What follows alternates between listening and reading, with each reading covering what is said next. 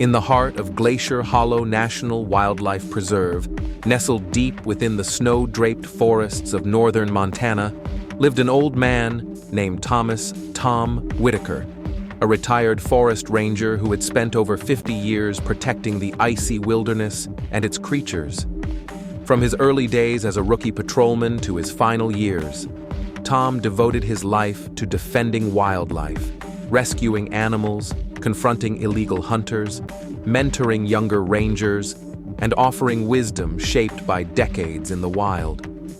Even after retirement, Tom continued his patrols in his rusty blue pickup truck, slowly making his way through snow-blanketed trails. He never took a paycheck, never asked for thanks. He was especially gentle with the weak and injured, often stopping at a secluded clearing near Frozen Creek, where wounded animals came to heal undisturbed.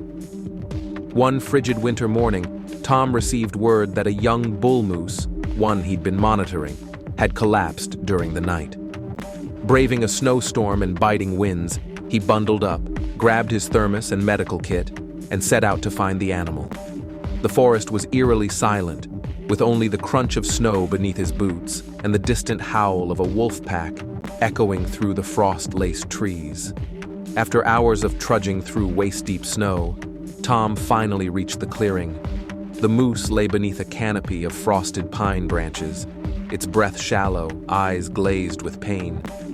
Tom knelt down beside it, whispering softly, reaching into his pack. But before he could help, a sharp pain clutched his chest. His hands froze mid-motion. He collapsed in the snow, beside the animal he had watched over like a guardian. Nearby, two young rangers, Ethan Clark and Mike Sanderson, were tagging elk when they received his distress beacon. By the time they reached him, Tom was barely breathing, and his heart medicine had been left behind in the truck. Despite a frantic snowmobile evacuation and the best efforts of medics, Tom passed away that evening. The preserve had lost its silent protector. At dawn the next day, under a sky tinged pink with the morning frost, a simple wooden funeral was held beside Whispering Pines, Tom's favorite tree. Snow fell gently as rangers, townsfolk, and animal rescue volunteers stood in silence. Just as they lowered the wooden box into the earth, a massive gray wolf emerged from the woods. It walked slowly, silently through the snow and approached the grave. Ethan's breath caught. He recognized the wolf. It was the same one Tom had rescued years ago from a steel trap, nursing it back to health during a brutal winter. The wolf paused at the edge of the grave, bowed its head, and lay down beside it, unmoving. The crowd watched in stunned reverence. The wolf returned for days, lying beside the grave from dawn to dusk, never threatening, never howling, just present. It had come, not out of instinct, but remembrance.